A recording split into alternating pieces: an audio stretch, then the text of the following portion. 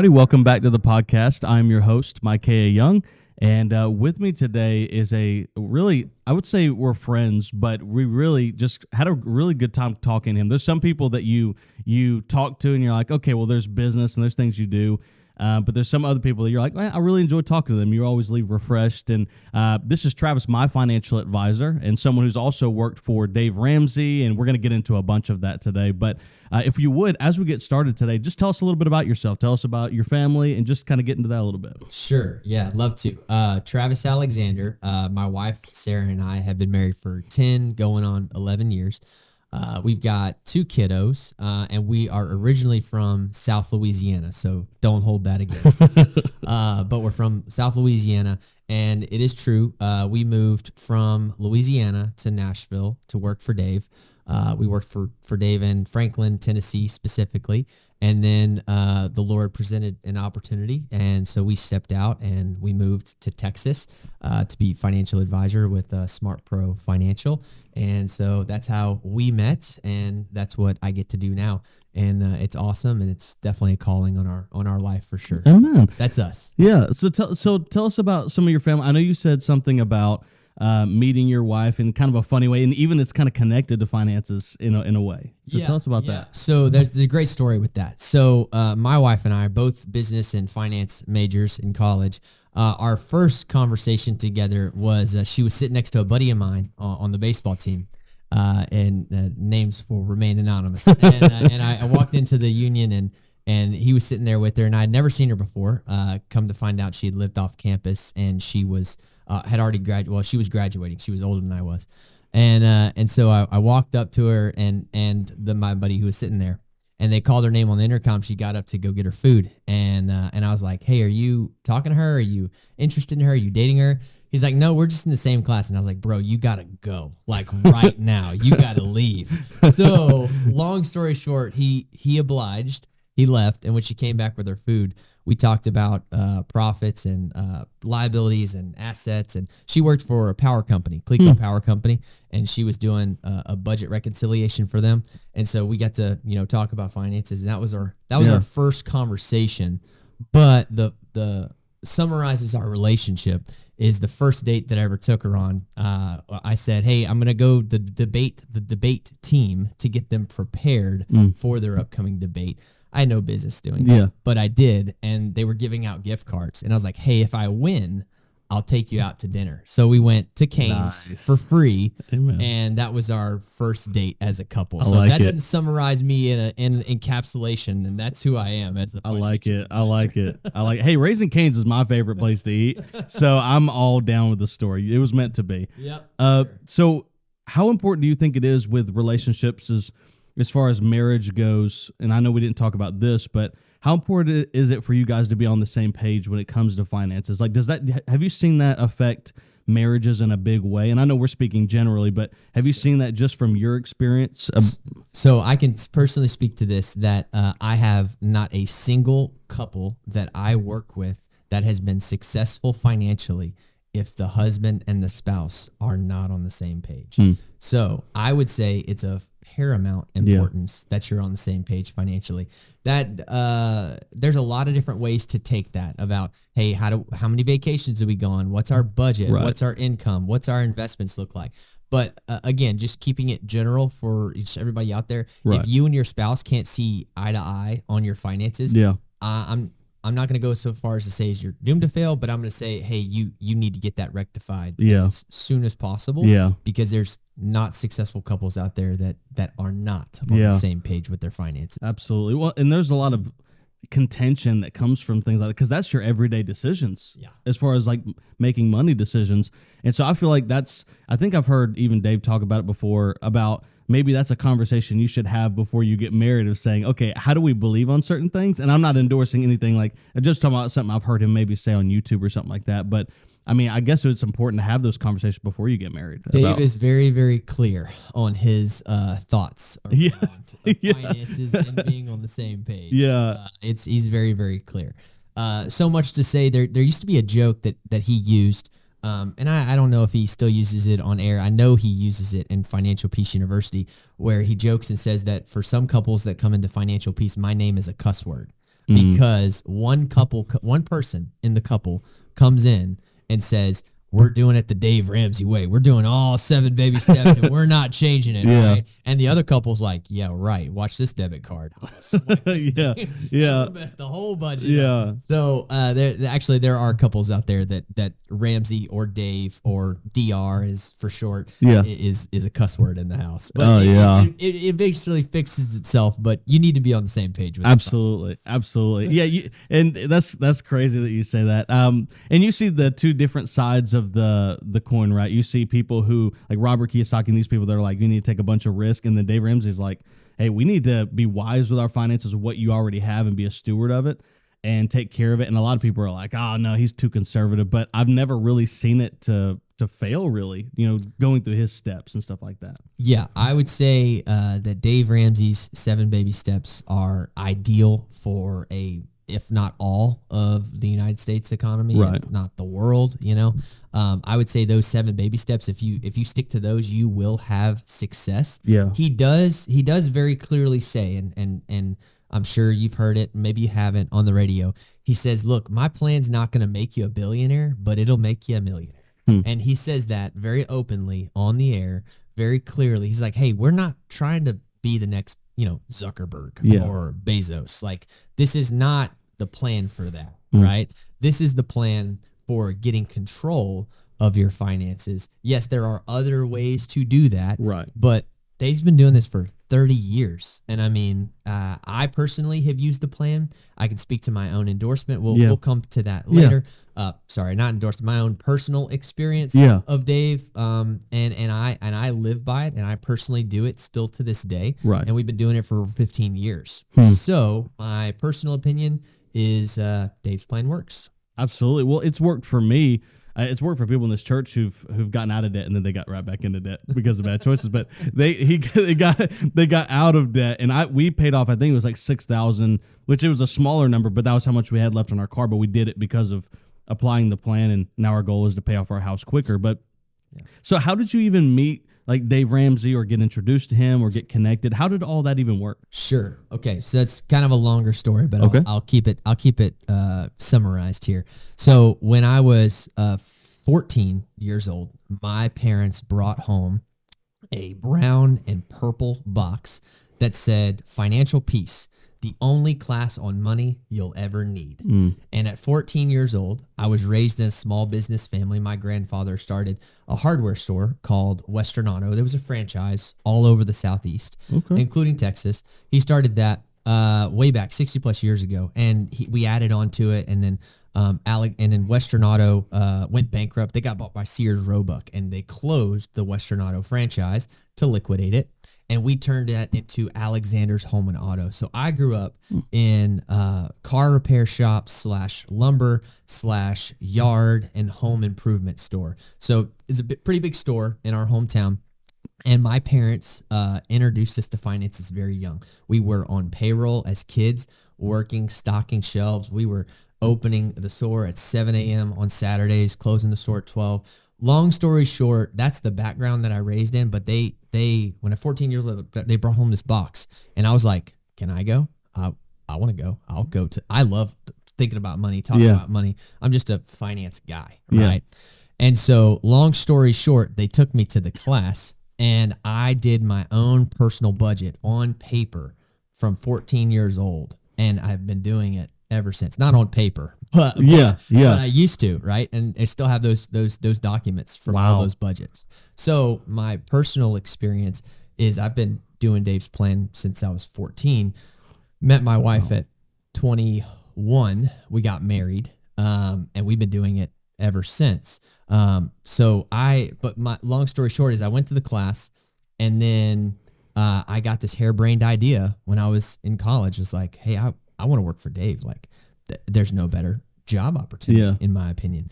So, long story short, the opportunity presented itself in December 6th of 2017 is when I applied.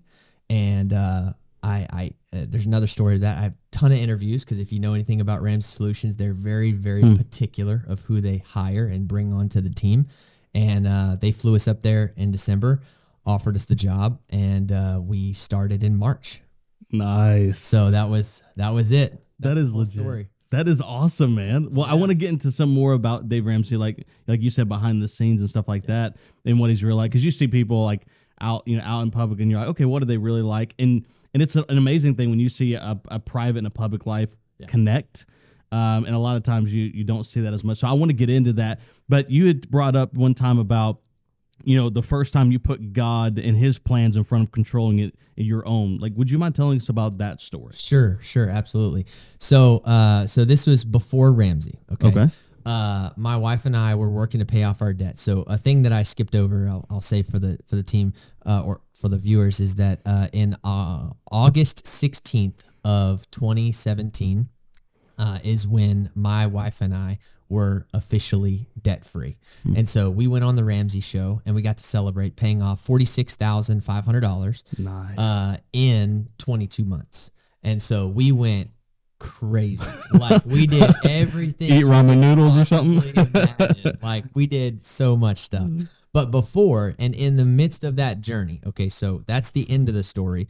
In the middle of the story, I'm going to college. My wife also has a job at Cleco Power Company, and I'm a full-time student. And she starts feeling the Lord is stirring on her that she needs to leave her job.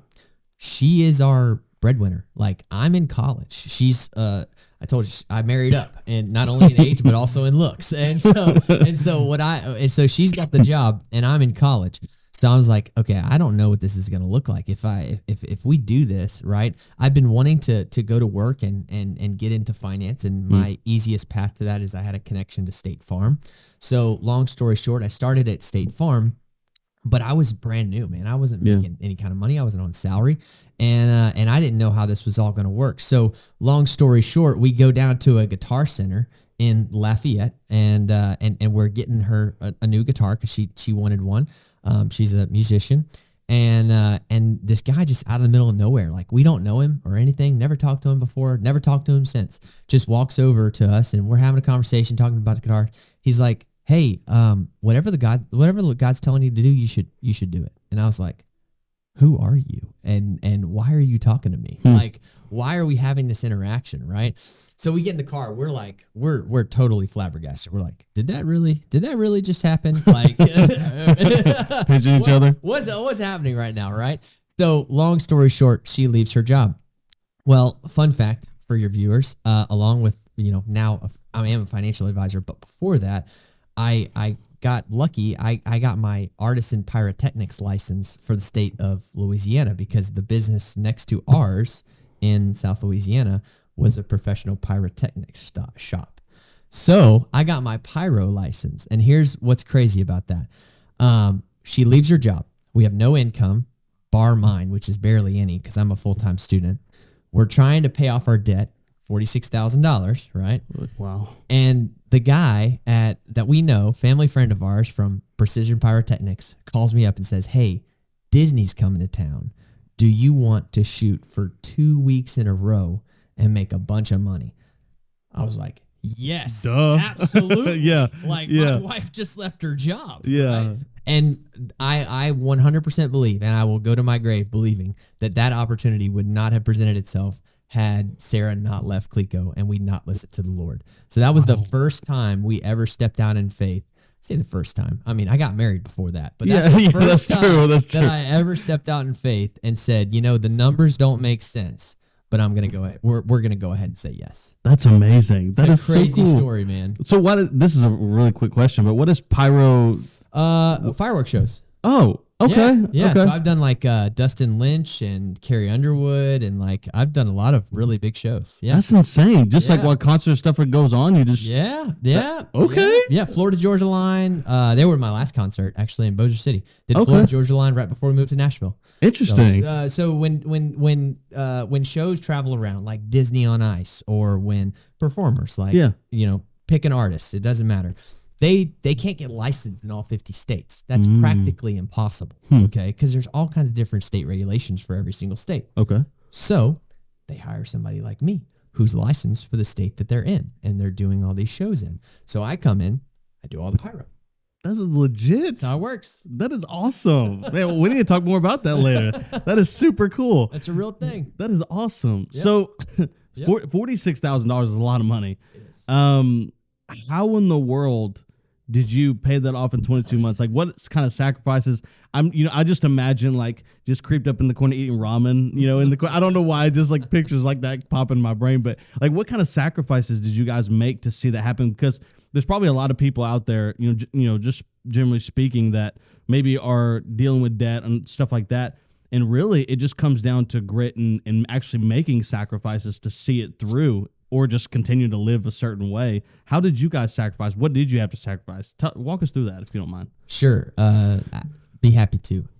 So there's a scripture of no,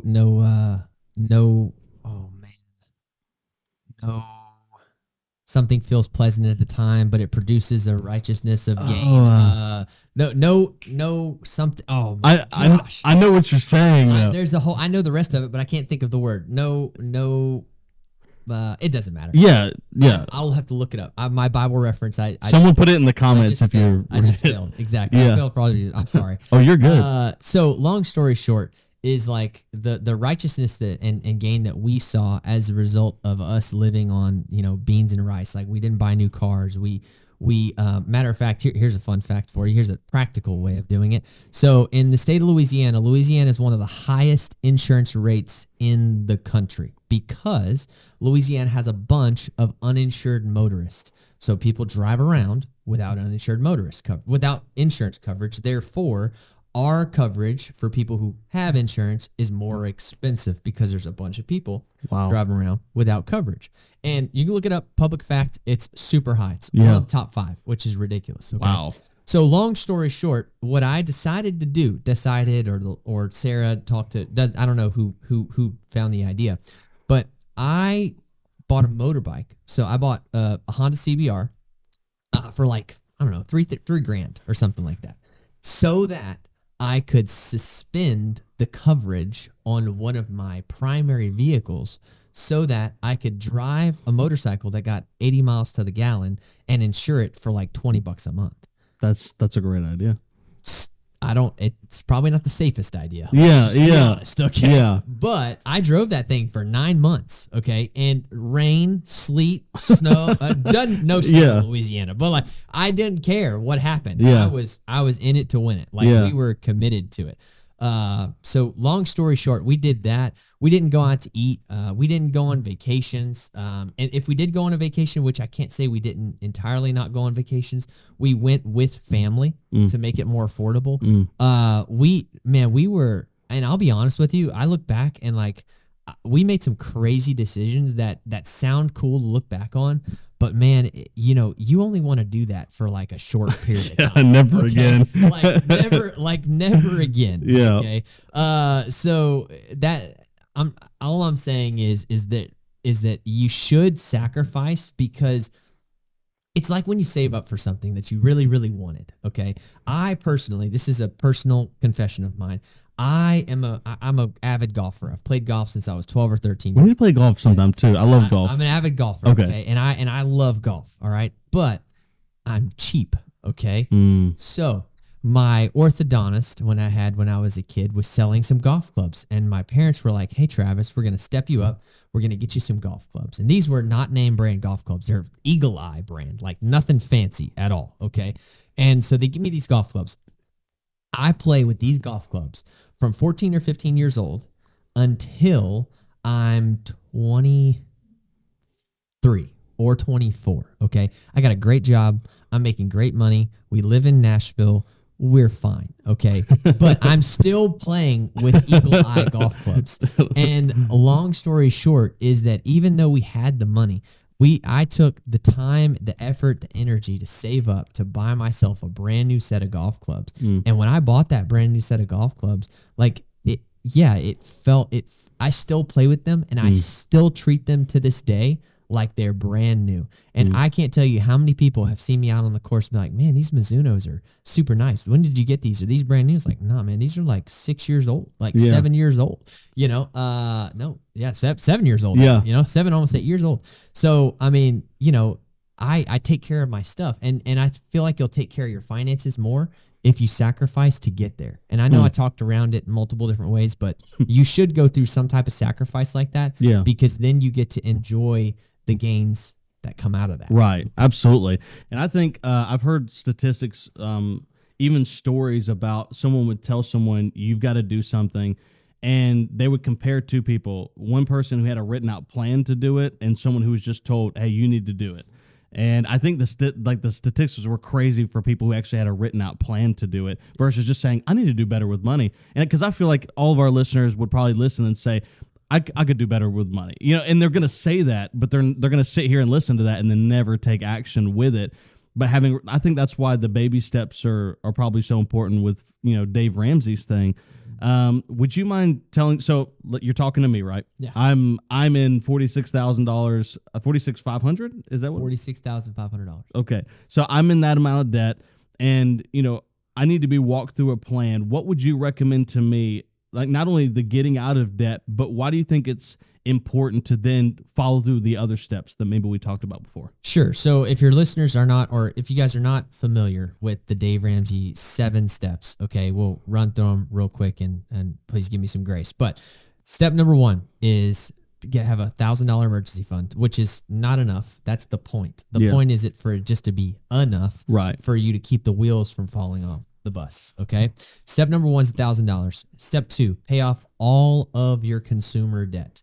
All of it. That's cars, credit cards, Klarna. Klarna's ridiculous. And all the things that people have, right? All those personal loans. That's all consumer debt. Anything that you've consumed, cars being one of them, pay those off. Step 3, have 3 to 6 months of expenses in the bank. Nowadays, and this was true when I was a kid too, you can get an interest rate of like 3.5, 3.8, 4.2, 4.1% on just your emergency savings. Like it's not even invested. It's just in a high yield savings account or a money market account. So I highly, definitely check into those for sure. But that's step number 3. Step 4 is once you're done with all of your debt and you have 3 to 6 months in the bank, which according to Dave Ramsey's own statistics, that 3 to 6 months is anywhere from $12,000 to $25,000. Just depends on the family. Right. Okay. If you've got a salaried income, you can have less. If you have a variable income and you're selling on commission and your fluctuates drastically every month, you're going to need a higher emergency fund in the bank. Okay. So with all of that being said, you got paid off debt. You now have an emergency fund. Now the fun kicks in. And when I say fun, I don't mean like you get to go on 15 vacations a year. I mean you actually get to put the money that you have to work to make you more money. Okay. Dave's own metrics are 15% of your income going into investments. We'll talk about that later, but that's investing 15% of your income. And examples of that, 401ks, Roth IRAs, brokerage accounts, HSAs. Well, we can come back to that stuff later. But my point is you're investing, right? Then you're working on kids' college, paying off the house early, and building wealth and living generously for the rest of your life. Those are all of Dave's 7 baby steps that he walks through. Personally, my wife and I have been on Dave's plan. I've been on longer than her, obviously, because I got introduced to it younger. But we've been doing this plan since before we got married, and including the 22 months of paying off our debt. And we still now, even though we own a business, we have 2 kids, we've been married for going on 11 years. We're still investing 15%. And there's been years that we've invested way more than 15% of our income. But we're still not living high on the hog. I mean, this year, just as an example, we did go to Key West for a vacation. My wife and I did. And my family, so all my kids and my 2 kids and our families as a whole, went to Port Aransas for like, we don't go on 16 trips a year. Like, I mean, we just take 2 vacations. And the Key West trip was actually just my wife and I. And the reason we went to Key West is not because we picked it out of a map, is because my best friend growing up that I've known since I was 9 years old is one of the base commanders in Key West. So we go down, we've gone 3 times to see him in the 6 years that he's been stationed there. Yeah. So we don't go every year, but when we do go, it's an adults only trip and it's awesome and it's Key West and it's fun and it's fishing and, you know, we look for lobsters and bring home conch shells. That's like, awesome. It's amazing, right? That's awesome. But, you know, I'm not going to Cabo for 2 weeks. Right. I'm going for a couple of days. I'm going for 5 days. Yeah. I'm going for 7 days. But even though I could go to Cabo for 2 weeks if I wanted to, I'm not in that stage of life. Like I'll get there eventually. Right. So we dump as much as we can into investing. Man, that's awesome. I love that. So what would you say to, so I've talked to people before that say, you know, I'm like, hey, you guys should consider getting on a plan. You know, there was someone who, they barely have any money, they're scraping by. They're always complaining about finances. And then when I said, hey, you should think about it, oh no, I know what that's about. And then they just kind of get, but they continue to stay. What would you say to, let's say it's me, you know, because you don't have to jump, but let's say, I don't know. I know I'm barely scraping by. I know I've complained about money, but I know what they offer, and I could probably figure it out myself. What would you say to that person? So there's a great quote by one of my favorite books of all time by Dale Carnegie, How to Win Friends and Influence People. Great book. And there's I'll tell you a story about that when I tell the quote. But there's a quote in there says, "A person convinced against their will is of the same opinion still," meaning I can talk to a rock until I'm blue in the face, but it's not going to turn into a boulder until it decides that it wants to be a boulder. Yeah. Okay. So I will give it my best shot. We've led so many financial peace classes, my wife and I. Right. We meet with young couples and old couples. My oldest client's 91 years old. Okay. That's great. So like we meet with young couples, mid-level couples, mid-30s couples, 20s couples, 40s, 50s. You have to decide that you're going to get on a plan and you're going to do whatever it takes to change your life. You can't just wish upon a star and hope that it happens. Right. And so, as the saying goes, you know, you can lead a horse to water, but you can't make him drink. Right. You can argue whether Dave Ramsey's got the best 7 baby steps or not. That's totally up for debate. Yeah. Everybody now online talks about whether $1,000 is enough for an emergency fund. It's not. Okay, right. That's the point. Meant to be. The point is not for it's meant to get you up off your butt and get yourself into gear to pay your debt off as quick as possible. So you can argue about it all you want. Not that we're arguing, but you can pick on it all you want.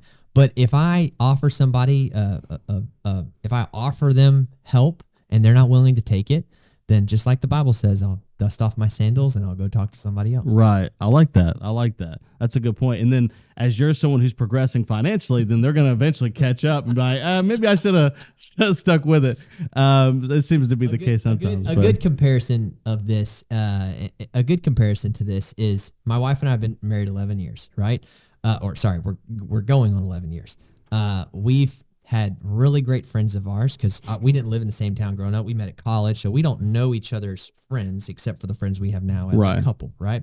But there's friends on my side and friends on her side who got married around the same time we got married, had kids around the same time we had kids, bought a house, their first house, around the same time that we bought our first house.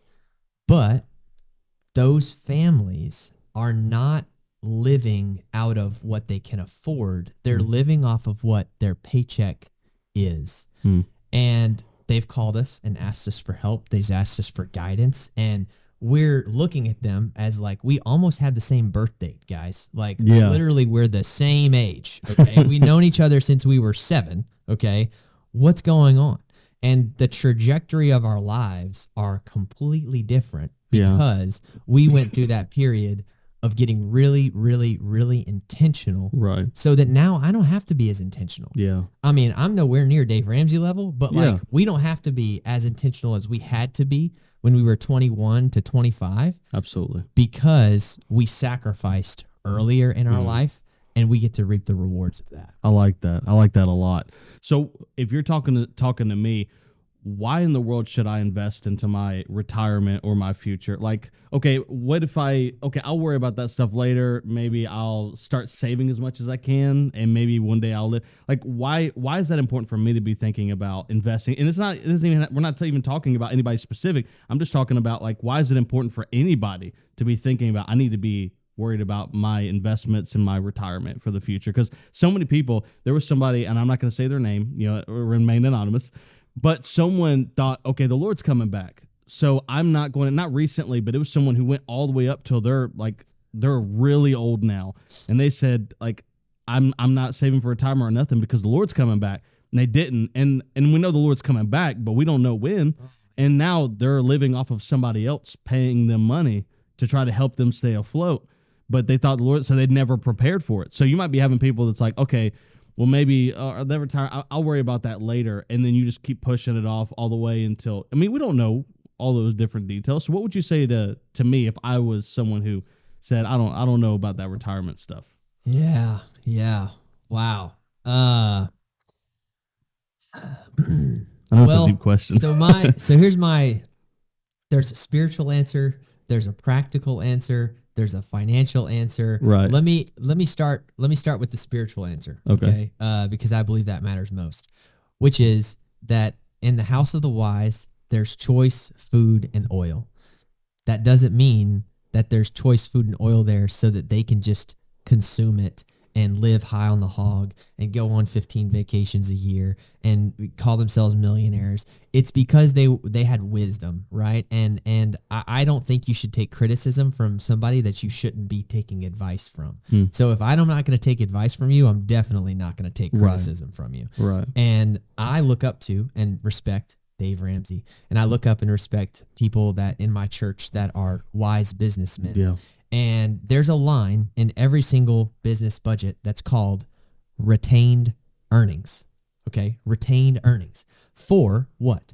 Capital expenditures. And I know I'm making this business related, but think about it in your own personal life. You're a business. You have an education. You have a degree, maybe. If you don't, so you still have income, right? You are your own business. You generate income from your family, and you're supposed to be the CEO and the CFO of Alexander Family Management. Yeah. Right? Yeah. Right? So you should be, right? So act like a business owner, okay? If you're acting like a business owner, does a business owner, unfortunately some do, make all the money in a month and spend it out immediately? No, because there's nothing left over for him to take home to his family because he's not on payroll. He's not on hourly. Right. He makes what the business retains Right. for him, right? And I believe that God has given us the ability to go out in this great country, make an income, and we're going to generate income from our family. We're supposed to not only remind ourselves that it's not ours by giving it to our church, right? Yeah. And storing up food for the reserves of the needy and the health in the community. That reminds me that it's not mine. Okay. That reminds me that I don't own it. And then number 2, I should retain some for my own family. And number 3, I should be generous with the rest of it. There's only 3 things you can do with money. You can spend it, you can save it, or you can give it. That's all you can do with it. Yeah. Like that's why they call it currency. It's always moving. It's currency. Okay. So if you're a wise steward of the currency, then you can redirect some of it, save it for the future. This is the spiritual answer. I'll come to the practical example, but save some for the future, choice food and oil, store up for the wise.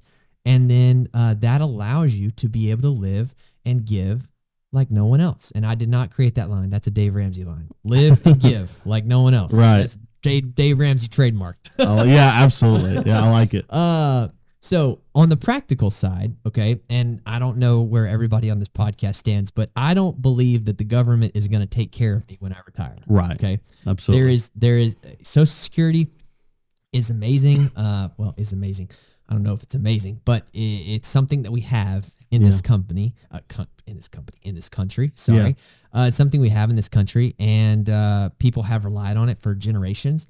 And I don't know. I don't have a personal opinion about whether or not it's going to be here, but I'm sure as heck not leaving my end-of-life expenses, my property taxes on my home. I'm not leaving that to my 2 daughters to take care of their dad and their mom because we weren't wise stewards. And I'm not going to burden the next generation with my own personal care. So that's my personal and spiritual answer to those questions. I like that. I like that a lot. Don't know if it answers it exactly. No, you're fine. Well, yeah, I know you were talking about to me just how important it was starting at my age, at a younger age, as young as possible, and just start making those decisions and saving for your retirement and then investments, and it's just so important. So that you cannot understate the earlier you start, the more successful you can be. Yeah. Okay. It's time. Okay. There's 3 factors in building wealth. It's really easy. I promise. Okay. It's 3 factors. Yeah. Rate of return. Okay. What rate are you getting in return for your money being out there working for you? Number 2, savings rate. How much are you able to take off the table and put into your investments? Only you can answer that question. Yeah. And then third, and the most powerful, is time. Warren Buffett wasn't a billionaire until his late 50s, almost his early 60s. He was a billionaire at that time. He is now worth billions and billions and billions and billions of dollars, all because he's not the chairman of Berkshire Hathaway anymore. He just recently resigned. But my point is that he's now a multi-billionaire, and it's all because of time. And even he, you can go look it up on YouTube. Even he says, if I'd have held on to the first investment I ever made, I'd be more today than I am right now. The dude started at like 11. So he'd be worth more than he is right now. That's because crazy. He started so young. Yeah. Time is what matters. If you're 18, 15, my youngest client's 15 years old. He lives in Provo, Utah. Yeah. He went to Dave Ramsey's site on his own without his parents' approval and said, I want to start investing. And he talked to me. And I'm like, let's do it. Yeah. Absolutely. Yeah. But first, we got to have your parents sign off on it. Absolutely. Yeah. I love it. And the parents, his parents signed off on it. And he's crushing it. I love that. So just start. Absolutely. There's another Dave Ramsey quote that says, the best day to start investing was yesterday.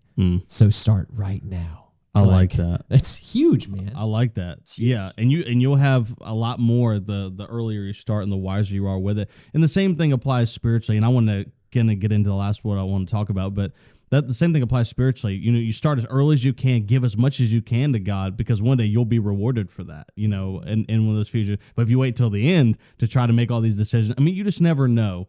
In your spiritual walk, you mean? Yes, yeah. Well, in everything in general, it's just better. Not that you can't start later, by any means, financially or spiritually, but it's always wiser to start earlier. Yep. So I have a real life example of that, and it's never too late. Okay, I told you my youngest client's 15, my oldest 91. Yeah, my oldest, newest So when I say that, I mean he's older than I've ever had somebody start investing. Okay, he's 58 years old, never invested a day in his life. Wow. And now he's going crazy trying to catch up because he recognizes that he has nothing set aside. So would you rather wait until you're 58 and you're right around the corner and the doorstep from stressing investing, out, right? Or do you want to start early with as much as you can afford? Absolutely. And then when you hit that retirement age, now you don't have to stress about it. Stress. Now you have the money, and now you can enjoy your life. There's no stress, man. And that doesn't mean you live your life stress free. That's not what I'm saying. Yeah. More money, more problems is the old joke that they say, but but still it sure makes life a lot easier when you can lay your head down at night and go, you know what? I stored up. Absolutely. I'm doing okay. I trust the Lord with it. I remember that it's not mine. Okay? Absolutely. I remember that I don't own it, but I have been a wise manager of the money that I've been entrusted. Absolutely. And another Dave Ramsey quote is, why would he trust you with more money if you can't be trusted with what little that you have right now? That's That's good. Yeah. I like so this. I'm just saying. Yeah, yeah. I like it. I like it. Well, podcast has been fantastic. If I'm hoping everybody else is getting just as much help as I am from it. So the thing that I want to end it with is I would love to talk about Dave Ramsey. So you worked with him, you saw him behind the scenes. What was he really like? And then we can kind of get into some of the other stuff about it. But Sure. Okay. So Ramsey Solutions is a very, very close-knit family. When I was hired, I was brought on around hire 380, almost 400 team members at the time. And I still remember my onboarding class. And when you come into Ramsey Solutions, it's actually harder to get into a Harvard. Harvard's you're going to college. Ramsey is you're getting a job. I had 9 interviews and a full day of in-person interviews. So they fly you out, put you up in a nice hotel in Nashville, and you spend the whole day. And at the very end of the night, you go out to dinner with your leader and your leader's leader, both of their wives and your wife. And you have a spousal interview. So Dave says he wants to keep crazy out. And if you're married to crazy, he also wants to keep crazy out. Makes sense. So you have a full 9 interviews before you ever get flown up there. Then when you get flown up there, it's 5, 6, 7 interviews. Just depends on how many people that are directly involved in your hiring process and what level you're being hired at. Wow. And then you go out to dinner. They say, okay, it's great to hang out with you. We really enjoyed your time. We'll call you tomorrow morning to let you know whether you've got it or whether you don't. So they don't want you to wait too long on it, but they've already interviewed you. They've inspected your life. You submit a budget. Like you tell them how much money you're living on, not so that they can chastise you, but so that they know Get a good idea. that you're coming into a role that you can either afford to work in or that they're paying you enough. You submit a personalized budget. Like if that doesn't weed you out right there, like some people can't even do a budget, have never done a budget. That's true, yeah. So there you go. And that's like 3-4 interviews in.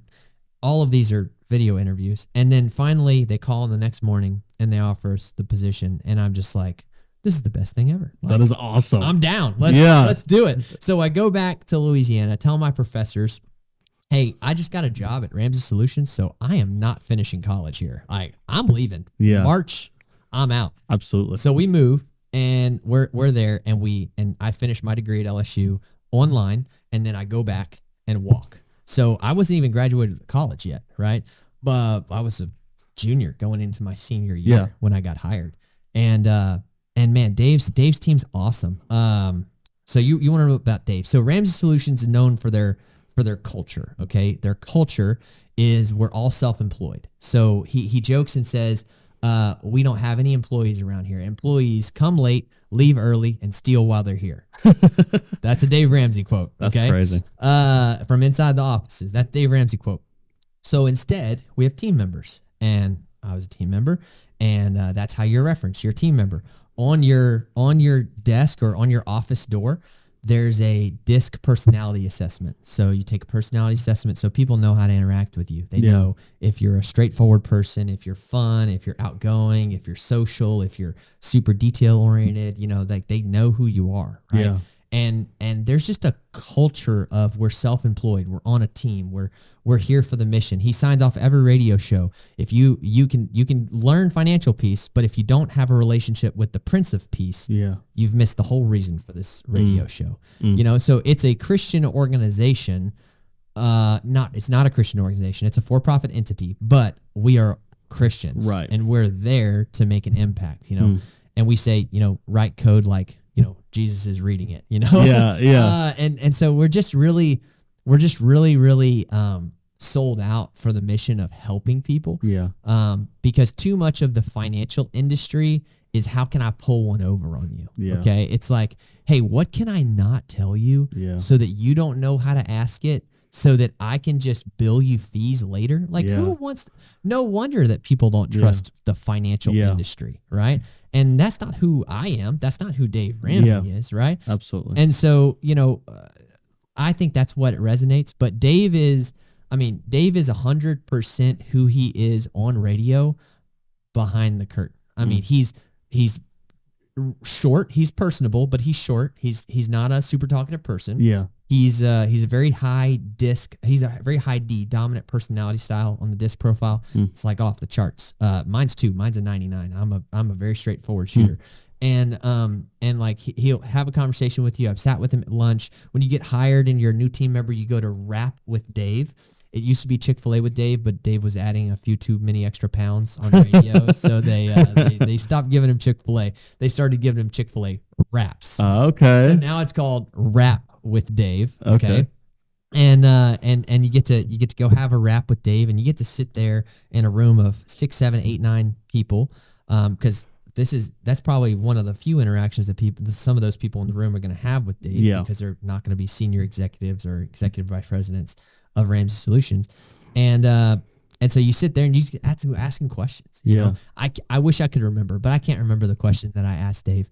But I loved Ramsey. I ran the golf league at Ramsey Solutions. I was going to ask you about that. I was the head of the Ramsey Golf League, so we got to every Tuesday and Thursday we played around at the local course there right off campus. So just anybody that was working there that wanted to play? Members. Okay. Ramsey team members, yeah. Whoever wanted to play could come out. I was the host. It was started by the head of HR, Rick Perry at the time, who's since retired. Rick handed off to me, and then we had a championship at the end of it. And whoever won the championship got to go to Franklin Bridge, which is where Lipscomb practices. It's like the nicest private course in all of Franklin.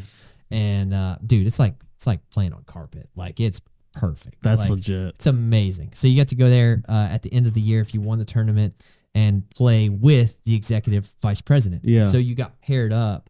3 team members got paired up with an executive vice president. You got to play golf with them, ask them questions, meet them, get to know them, who they are, what they're all about. Yeah. Dave's not historically been a golfer. He is now, but he's recently gotten into it. But yeah, so he's gotten into golf, and yeah. So I've had a handful of interactions with Dave. When we left Ramsey Solutions, I wrote him a thank you note. He wrote us a thank you note back, and thanks us for our time. Not just a side note. My wife and I started a business while we were at Ramsey Solutions called the Oxford Dog, and we sell dog products across the country to boutiques. And my wife runs it full time, and Dave has dogs. So our way of leaving Ramsey was, hey, Dave, we're gonna gift you these dog collars. Thank you for the opportunity. We're gonna leave and move to Texas, become a financial advisor, and run the Oxford Dog full time. We've been featured in like Home and Gardens and Waco with Chip and Magnolia, Chip and Joanna Gaines. That's legit. Yeah, this is a couple years ago, but we still run that to this day. Well, my wife runs it to this day. And he sent back a nice thank you card with a picture of Rufus wearing our. That is awesome. Collars. So he's a super nice guy. Just a really, really, really, really nice dude. Yeah, so, that is fantastic. Yeah. Well, the last question I had for you then is, you were talking about the groundbreaking of Ramsey Solutions, the new campus or whatever. Like, tell us about that and then we'll kind of wrap up today. Yeah, I don't know that they call it new nowadays, but it was new then. Okay. So I was there at the groundbreaking of Ramsey Solutions headquarters. So for those of you who are super Dave Ramsey fans, you'll know that Dave Ramsey's studios used to be on Mallory Lane. He would always sign off from Mallory Lane. Yeah. If you don't know, Prince of Peace, have a relationship with the Prince of Peace. And so anyways, that's the original studios. Thankfully, that's where my wife and I did our Debt-Free Scream, was in the original studios of the Dave Ramsey Show, which I was super excited about. And then I believe this was 2019. I could be wrong on my dates, but Dave bought 20 or 40 acres. I can't remember exactly. 20 or 40 acres just south of the interstate loops in Franklin, Tennessee, in an area called Berry Farms. And Berry Farms, super close to where we live, like 10 minutes from the office. So it was great. But my point is, he built these beautiful these beautiful campuses. We've got 2 mega office towers and a convention center that sits up on a hill. And there's a saying inside of it that's we're going to be the light on a hill. Yeah. And so again, Christian, like 100%, he's all about his faith, and I totally love that. That's why people work there and love Dave for who he is. But he's got the conference center and the 2 office towers. And man, it's just so cool to have worked for a company that is so passionate about their mission in life, and introducing people to a relationship with Jesus Christ. And just he would always make his rounds across the different teams and be there at least once a week, and meet you, talk to you, ask you how you're doing, ask you about your business. And he's just a really, really personable guy. So being at the groundbreaking was really, really cool. Got a picture with Dave, Sharon, Denise, Rachel, and Daniel. And everybody in the company got to take pictures at the groundbreaking. And I've got a yellow shovel with the Ramsey emblem on it, that says groundbreaking of the new buildings. That's awesome. So it's super cool. Got a hard hat and all the things. That is great to commemorate that experience. That is super cool. All these different stories. It's just exciting. Everything you've been able to be a part of. I mean, I'm sure you're grateful. I mean, just super to be grateful. That is awesome. Dude, I used to listen to Dave Ramsey when I say used to, I still do. But my point is that I started listening to him when I was 14, 15, 16. I mean, all the way through college, I would be in the dorm room just blasting Dave Ramsey or Entree Leadership. I was the weird kid. I mean, kind of, but I for sure was. I was the finance guy. I've always been the finance guy. And, I love that. Yeah. It's just, I'm just so blessed to have the opportunity in my life to have worked for, Dave. And again, there's a bad saying, I believe, that says, don't meet your idols, because you'll experience what they're really. I cannot disagree 100%. Right. Couldn't be farther from the truth. Right. With my experience with that is so cool. I love it. And thank you for taking your time to share all that with us. I mean, that to me is just exciting, and I'm sure it's exciting for all of our listeners today. But is there anything, as we're wrapping up and we're ending today, is there any last words that you want to share with our audience, as far as it could be finances, it could be it could be anything? But how would you like to wrap up today? Just, is there anything you'd like to say? Sure. I would say that if you haven't gotten intentional with your finances, I would highly, highly recommend that you get intentional with them. I can't give advice of just general advice, but if you're asking who you should follow, and your argument is Dave Ramsey, Robert Kiyosaki, the iced coffee hour, it doesn't matter. Whoever you pick to follow, just make sure you're not being sold a bill of goods, right? Is what my grandfather would always say. Yeah. Make sure that there's validity behind them. And Dave's got over 30 years of experience doing this. His advice has, some people find this is an issue, but his advice has never changed. It's 7 baby steps, and it's been 7 baby steps for 30 plus years. And I think you should get intentional. And when you get to the point where you need help, just know that there's people out there that are, that Dave vets and goes through the process, and we'd love to help. Well, you don't have to have a number, do you, of people, of how many people he's helped get debt free, or even change their life financially? I know it's in the thousands. It's in the millions. Oh, it's in the millions. Okay, yeah. I'm not even close. But that's why I'm asking, because I have no one. So I just meant debt free in general. We paid off a bunch of debt, but if you said it's in the millions, that's amazing. It's in the millions. Yeah. So Dave has 16 million people a week who listen to his radio show. Wow. On any given medium is the right word for that. Wow. Radio, podcast. Yeah. YouTube. 16 million a week. Okay. So that in itself is a bunch. Okay. Wow. On top of that, Financial Peace University has been in over, I think the number last I heard was over 40,000 churches nationwide, and some of those being the largest churches in America. Yeah. And there's even a program that churches used to go through, which was called, and it's changed names, but it used to be called Momentum. Okay. And Momentum is where the whole church would go through financial peace at the same time. Wow. And it was mega. There was a church in Franklin, Tennessee that paid off $20 million as a church. Not the church itself, the entity, but all of the people combined. In the church combined, all of their debt was $20 million. That's insane. Okay. So that's one church. That's insane. I mean that's enough by itself. That's amazing. Again, so I'm trying to use general numbers because I don't work for Ramsey anymore, right? Yeah. I have access to these figures. Right. But I know for a fact that Financial Peace University has been taught in over 40,000 churches across the nation, some of whom have done momentum and had millions upon tens of millions of dollars in debt paid off. Along with, there's a program called Smart Dollar, which, again, I don't know a ton about, but Smart Dollar is where Ramsey Solutions goes into corporate America and sells his 7 baby steps into their HR division. Huh. And their HR division offers it to their employees. Yeah. And their employees get to go through Financial Peace University. Wow. But it's called Smart Dollar.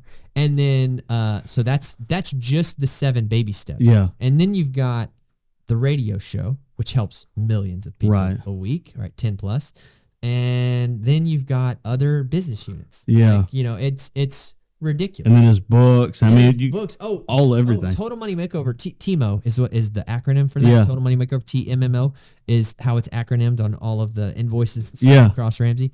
So TMO is sold like something stupid, like 20 plus million copies. Like that's insane. Just one book. That's insane. So like there's impact. Yeah, we're not even touching the surface. Wow. Of that's how crazy. much impact Davis had on the U.S. economy. So needless to say, as you're ending what you just said, his ways are proven to help people. 100%. So like when you look at other ways and you look at this way, everything he's saying is like he's backing it with, hey, this has helped people. So man, that's so good. We could talk forever. Like I feel like we could talk forever. You're just an easy guy to talk to, and thank you for taking your time today. I really appreciate that. Of course. And if you guys have any questions as far as like, you know, like how I got connected to a financial advisor, whatever, if you want to pick my brain about any of these things, just comment down below, send me a message, whatever. I'll be happy to help. But thank you for taking the time today, and please send this to a friend. I think this would be extremely helpful. Hopefully Dave Ramsey does see this one day. You never know. You never know what could happen. You never know. But I hope you guys have a wonderful day. Thank you for joining on, and God bless you, and we look forward to seeing you on the next episode.